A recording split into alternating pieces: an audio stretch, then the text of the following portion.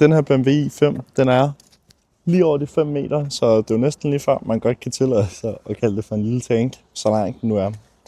Man kan i hvert fald sige, at det gør så, at der er masser af benplads inde i selve kabinen, fordi den er jo simpelthen så lang.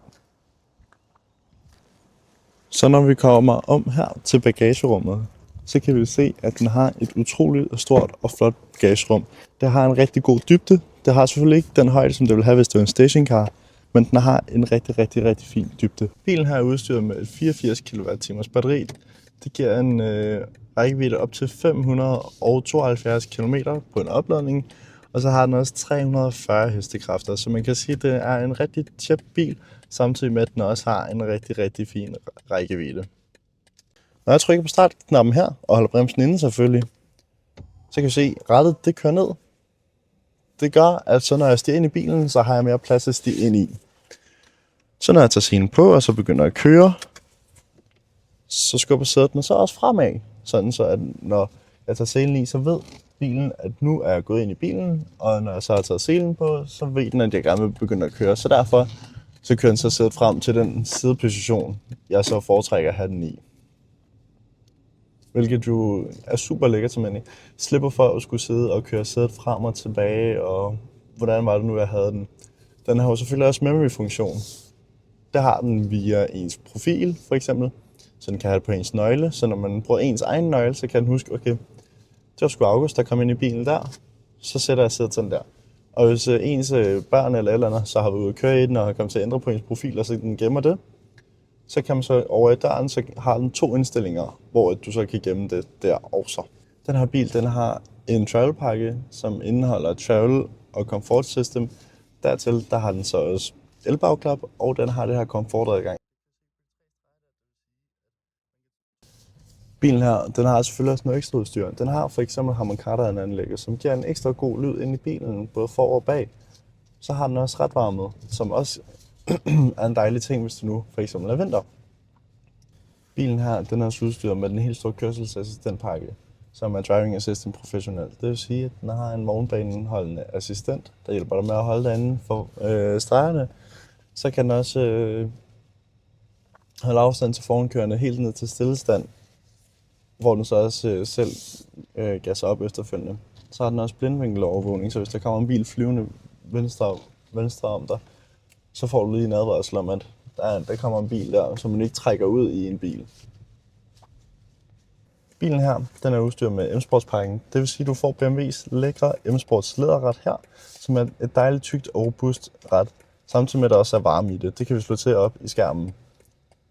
Så har bilen også 19-tommer M-Sports alufælge, og dertil så har den også M-Sports styling, og det er både ude og inde.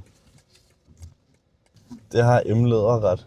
Det har også en flad bund, så man har mere plads til ens ben. Som du kan se her, så kan jeg køre ind under med mine ben, uden at det rammer på, fordi det har den her flade bund. Så det giver lige lidt ekstra plads. Bilen her har en innovationspakke, hvor den har interiørkamera, der sidder heroppe, så den kan filme i kabinen. Så er der også BMW's Live Cockpit Professional, som er inklusiv head-up displayet. Det er en af de mange pakker, bilen den nu har. Bilen her, den har forlænget BMW fabriksgaranti helt frem til 29.11.2026. Sæderne er i det her lækre Vaganza kunstlæder, som har aktiv ventilation i, så hvis det er en varm sommerdag, som det for eksempel er i dag, så kan du lige få kølet rumpetten ned, eller ryggen, hvis det nu er der, du har lidt varmt.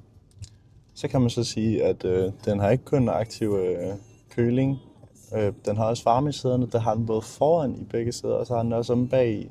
Så det er jo en utrolig lækker detalje, at den har begge ting. Bilen her har også sådan en boost-funktion heroppe. Det er en paddle shift, man så trykker på, og så er der sådan en, så er der et boost, der fungerer i 10 sekunder. Det vil sige, nu kører jeg 20 km, så slår jeg den til, så fungerer det i 10 sekunder. Og så når man trykker den i bund, så accelererer den med alle 340 hestekræfter, og det går utrolig stærkt. Lige der accelererede så bare lige fra 20 til 50, men det gik stadig ufattelig hurtigt, på grund af, at den har de her 340 hestekræfter, også selvom det er en utrolig tung bil. Den her bil, den er udstyret med adaptiv LED-forlygter, så er den også varmepumpe, og den har trådløs mobilopladning, som vi ser her foran. Og så har den også den her store midterkonsol, man kan lægge nogle ting ned i. Bilen her den er udstyret med BMW's Iconic Glow Exterior pakke. Det vil sige, at den får den her lysstribe ude i frontgrillen, som kan se utrolig godt ud, når man kører om aftenen. Den her bil den kan oplade på 22 kW. Det vil sige, at hvis du holder dig hjemme og skal oplade bilen, så kan den oplade med 22 kW i stedet for 11 kW, som normalt er standarden. Nu har jeg lige kørt herinde i byen, og der er en hel masse bumper, en masse små huller og alle de ting der. Men jeg vil sige, at undervognen i den her BMW gør det utroligt godt. Fordi selv om det er en tung bil og en lang bil, så er den stadig meget komfortabel. Så kan vi se her, når vi har sat den i bakgear, så kommer den frem her med de forskellige assistenter til at kunne parkere det der Parking Assistant Plus. Så hvis vi siger start baglæns parkering, så siger vi start, hold øje med omgivelserne og slik bremsen. Så drejer den sig på rattet og parkerer lige så stille. Det fungerer super godt, og vi kan se, at den parkerer fint rundt om den bil, der holder ved siden af os, og bilen til venstre for os.